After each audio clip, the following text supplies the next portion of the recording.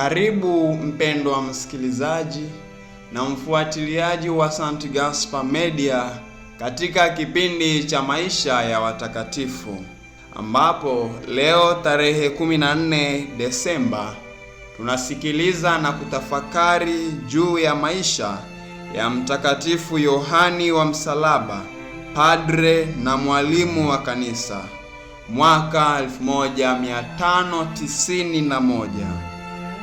Mtakatifu Yohani wa Msalaba alizaliwa Fontiveri nchini Hispania yapata mwaka 1542.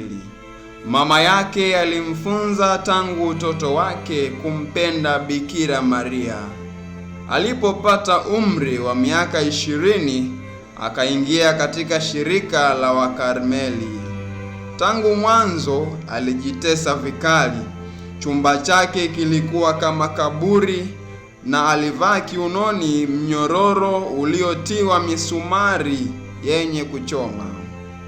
Alijishughulisha sana pamoja na Mtakatifu Teresia wa Avila kujaribu kuwarudisha Wakarmeli katika kanuni zao za zamani, kazi ambayo ilimtoa jasho na kumtia katika majaribu mengi. Kwa sababu hiyo alichukiwa, hata wote wawili wakatiwa msukosuko, na baadaye alitiwa gerezani kama mtoro na mkanadini. Lakini Mungu hakumwacha mtumwa wake, alimtoa nje ya gereza kwa miujiza.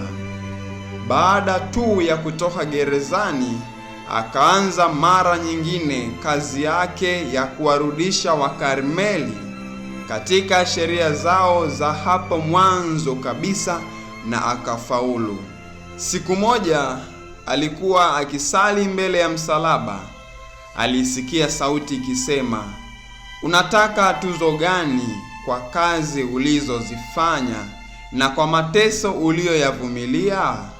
Yeye alijibu, "Tuzo ninaloomba ndilo kuteswa na kudharauliwa kwa ajili yako."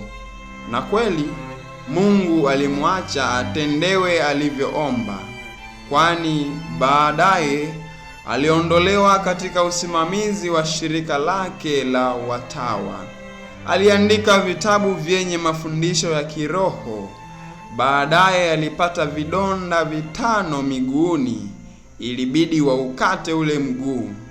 Matabibu walipokuwa wakisitasita, Yohani aliwaambia, "Msiogope, ukateni tu.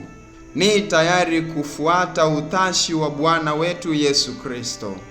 Baada ya kupokea sakramenti za wagonjwa, alikufa mwenye kicheko cha furaha usoni pake huko Ubeda mkoani Andalusia nchini Hispania mwaka 1591.